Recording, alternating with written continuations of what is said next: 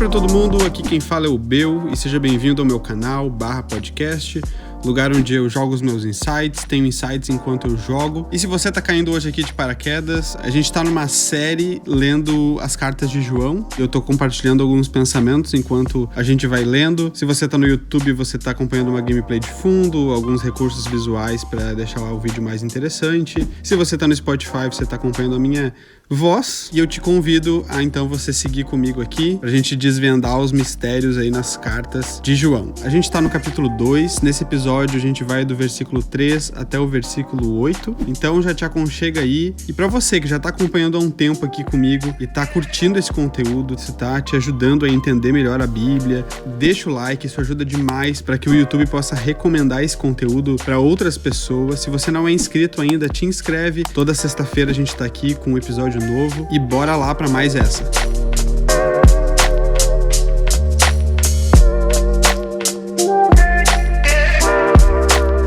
Isso aí, 1 João capítulo 2, no versículo 3, começa assim: E nisto sabemos que o temos conhecido, né? Conhecido quem? A Deus, né? A Jesus. Se guardamos os seus mandamentos. Depois a gente vai entender que mandamentos são esses. Aquele que diz, eu o conheço, mas não guarda os seus mandamentos, esse é mentiroso. Você mentiu!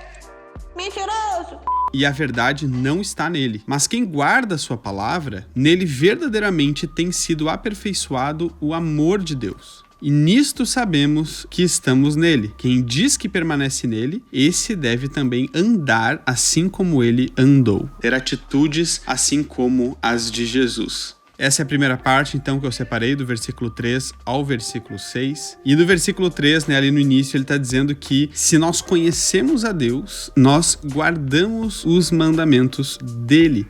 Quais são os mandamentos de Jesus? Ao ser perguntado qual era o maior mandamento, Jesus responde, está lá em Mateus capítulo 22, do versículo 36 até o 40, ele responde que o maior mandamento é amar o Senhor de todo o coração, de toda a alma e de todo o pensamento, e o segundo semelhante a esse é amar o próximo como a ti mesmo, né? Ame o próximo como a ti mesmo. E ele diz que desses dois mandamentos, dependem toda a lei e os profetas. Basicamente, o que Jesus quer dizer? Que todos os outros mandamentos são uma consequência desses. Duas coisas importantes dessa resposta de Jesus aqui sobre qual é o maior mandamento. O primeiro é que ele não responde só um, ele responde dois. Ou seja, simplesmente dizer amar a Deus pode ser muito vago. Amar a Deus é amar aquilo que ele ama. E Deus ama pessoas. Por isso, Jesus está interligando esses dois mandamentos. E isso vai ficar muito claro nos próximos trechos das cartas de João, que a prova de que eu realmente amo a Deus é se eu amo o meu próximo, se eu amo o meu irmão. Então, eu não tenho como simplesmente só dizer que eu amo a Deus, né, num sentimento abstrato, se eu não aplico esse amor a Deus naquilo que Deus ama, que é o meu próximo, que são as pessoas que Deus também zela e ama e quer salvar e quer trazer para si.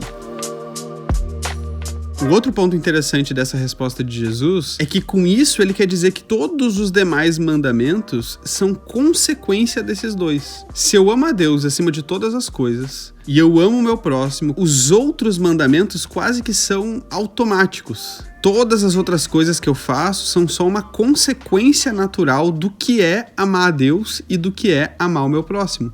Então, se a gente colocar isso muito firme no nosso coração, sabe? Se a gente realmente tiver esses dois mandamentos muito, muito enraizados em nós, as outras coisas simplesmente vão fluir naturalmente. É isso que Jesus quer dizer. E esses são os mandamentos que a gente deve guardar. Na verdade, são todos os mandamentos. Só que Jesus dá o caminho certeiro para isso, para que a gente possa guardar todos os mandamentos. Foca os teus olhos nesses dois e o resto vai ser consequência.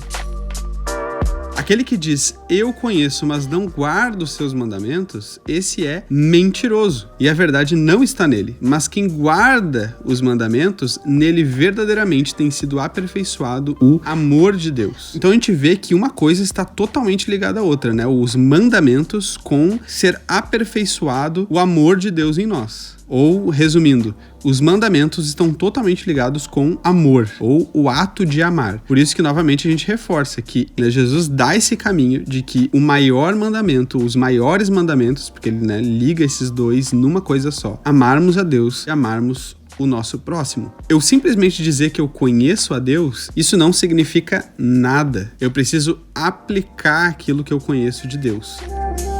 Jesus vai confirmar esse mandamento várias outras vezes, inclusive no Evangelho de João. No capítulo 15, no versículo 12, ele fala: o meu mandamento é este, que vocês amem uns aos outros. No capítulo 14 do Evangelho de João, lá no versículo 15, Jesus está dizendo assim: se vocês me amam, guardarão os meus mandamentos. Então João, como alguém que é amigo de Jesus, que realmente conhece ele, conheceu ele, ele está nada mais, nada menos do que reverberando aquilo que o próprio Jesus já disse. Se vocês me amam, vocês guardam os meus mandamentos. Vocês correspondem àquilo que eu quero dos meus amigos. Adiantando um pouquinho lá na frente, na primeira carta de João, no capítulo 4, no versículo 21, João diz assim: e o mandamento que dele temos é este: quem ama a Deus, que ame também o seu irmão. Claro que a gente vai chegar lá num vídeo mais pra frente, já adiantando, porque como eu já falei, a carta de João é meio circular, ele vai voltar de novo nesse assunto, lá no capítulo 4, e é isso que a gente leu agora. Quem ama a Deus, que ame também o seu irmão. Essas coisas estão juntas, não tem como desconectar uma coisa da outra. O amor de Deus está constantemente fluindo em direção ao meu próximo. Se eu estou em Deus, se eu estou nesse rio, pense em Deus como um rio que está sempre fluindo em direção a um lugar. Esse lugar é o meu próximo. Esse lugar é aquele que ele ama também, porque eu não sou o queridinho de Jesus, Eu não sou o filhinho único de Deus, Deus já tem um filho único que é Jesus. Esse rio está sempre indo em direção àquele que Deus também ama. Se eu estou em Deus, ou seja, se eu estou nesse rio, eu também estou indo em direção àquilo que Deus está indo. Então, o amor de Deus está sempre fluindo em direção ao meu próximo. Logo, se eu estou no rio de Deus, se eu estou em Deus, eu também, O meu amor, junto com o amor de Deus, está sempre fluindo em direção àquele que Deus também ama. Deu pra entender, É bem lógico. E ao mesmo tempo mostra que eu não tenho como separar essas duas coisas. Por isso que Jesus interligou elas, E não tem como separar elas. Se eu amo a Deus, se eu estou em Deus, eu automaticamente fluo na direção que Deus está fluindo, em direção ao meu próximo. E isso aqui é legal, no final.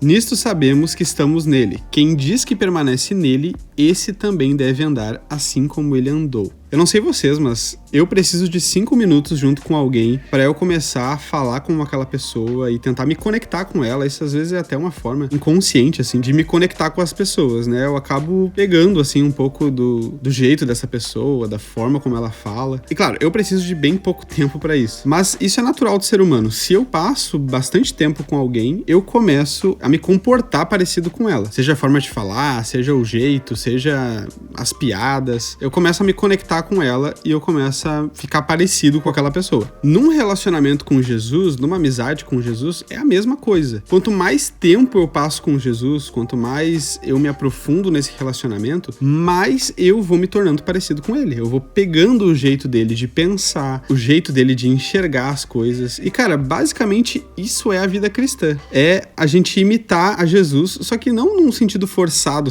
de eu vou analisar Jesus e eu vou tentar imitar ele. É algo natural. Quanto mais tempo você passa junto com Jesus, mais parecido você vai se tornar com ele. Então, João está dizendo que se a gente permanece nele, a gente também anda como ele andou. Você não precisa ficar pensando como seria se Deus fosse uma pessoa e tivesse que encarar os mesmos desafios e problemas que eu enfrento como um ser humano. Não precisa ficar imaginando isso. Jesus mostrou como Deus seria se fosse uma pessoa, porque Jesus foi essa pessoa sendo o próprio Deus. Então basta olhar para Jesus. Jesus nos revela perfeitamente como Deus agiria, ou melhor, como ele agiu em vários momentos, em várias circunstâncias. Então é olhar para ele, é se relacionar com ele, que eu vou naturalmente me tornando como ele é. E João é a prova viva, de alguém que foi exposto a essa luz, de alguém que conheceu a Jesus, de alguém que, como a gente falou lá no primeiro episódio, não era a flor que se cheire, Era um cara bem difícil de se lidar e se tornou aí o apóstolo do amor, O discípulo amado, aquele que as pessoas olham e já enxergam nele alguém amável como o próprio Jesus era amável. Aquele que começou esse capítulo, chamando os seus leitores de filhinhos. Por que ele chama de filhinhos? Jesus, no Evangelho de João, João, no capítulo 13, no versículo 33, Jesus está chamando os seus discípulos de filhinhos. E João passou tempo suficiente com Jesus para absorver essa forma de falar, para absorver o caráter de Jesus e imitar ele, né? E chamar os outros de filhinhos, de demonstrar esse amor para os outros, assim como Jesus demonstrava.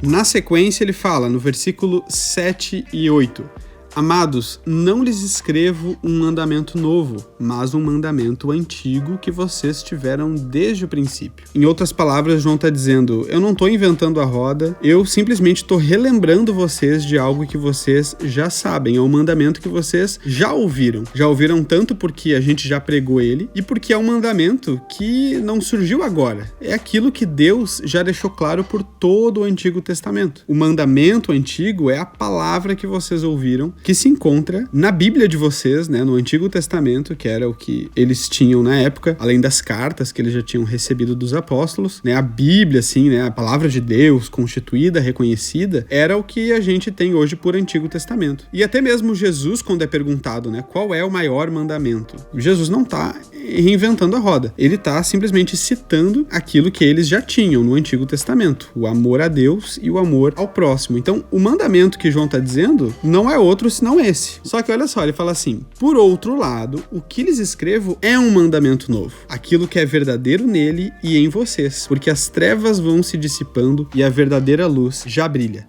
Tá, peraí, é mandamento novo ou é mandamento antigo? O mandamento é antigo porque já estava lá no Antigo Testamento desde sempre. Mas ele é novo num sentido de que Jesus trouxe a revelação e a profundidade desses mandamentos e porque a partir deles todos os outros mandamentos são uma consequência. E ele é novo também no sentido do parâmetro desse amor. Antes de Jesus, o ser humano tinha apenas um parâmetro próprio de amor. Mas Jesus revelou o amor de Deus, né, que é o parâmetro que ele instituiu. Jesus vai dizer isso em João, capítulo 13, versículo 34. Jesus diz assim, ó, eu lhes dou um novo mandamento, que vocês amem uns aos outros. Até aí parece que é a mesma coisa, mas a continuação do versículo é, assim como eu os amei, que também vocês amem uns aos outros. Isso é o novo mandamento. O mandamento de amar o próximo, isso as pessoas já tinham. Mas amar o próximo no padrão que Jesus estabeleceu, isso era uma novidade. Ele fala assim, ó, amem aos outros assim como eu os amei. Esse assim quer dizer, da mesma forma com que eu amei vocês. E como é que Jesus nos amou? Dando a sua vida, amando mais do que a mim mesmo, né? Não é simplesmente só amar como a mim mesmo, mas é amar mais do que a mim mesmo. Esse é um novo parâmetro que Jesus estabeleceu e que ele veio revelar, né? Isso já estava ali no Antigo Testamento, mas ele veio revelar um próprio exemplo como ele espera que a gente ame uns aos outros e como a gente espera que a gente ame a Deus também, né?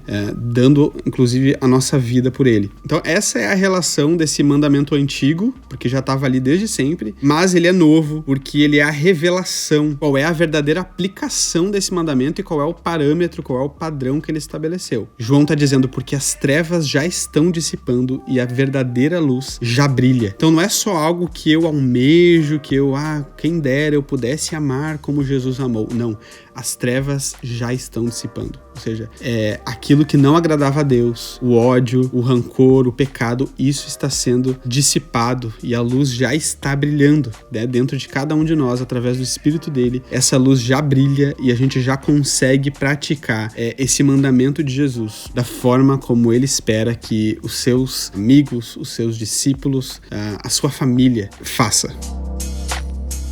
Fechado? Curtiu até aqui? Então curte também aí no vídeo. Como eu falei, isso é super importante, isso também me dá um parâmetro, né, pra saber se aquilo que eu tô fazendo tá sendo útil pra vocês. Deixa um comentário aqui também, a gente já teve vários episódios. Eu queria muito ouvir de vocês e ter nesse espaço um ambiente onde vocês também colaboram, né, agregam com alguma coisa que despertou em vocês na medida em que a gente foi lendo e refletindo. Então façam isso, compartilhem para pelo menos 3 pessoas e vamos crescer nessa comunidade aqui de insiders, de pessoas que querem refletir cada vez mais naquilo que agrada a Deus. Beleza? A gente se vê na próxima semana, toda sexta-feira, meio-dia, um novo episódio no YouTube, um novo episódio no Spotify. A gente se vê lá. Valeu, falou!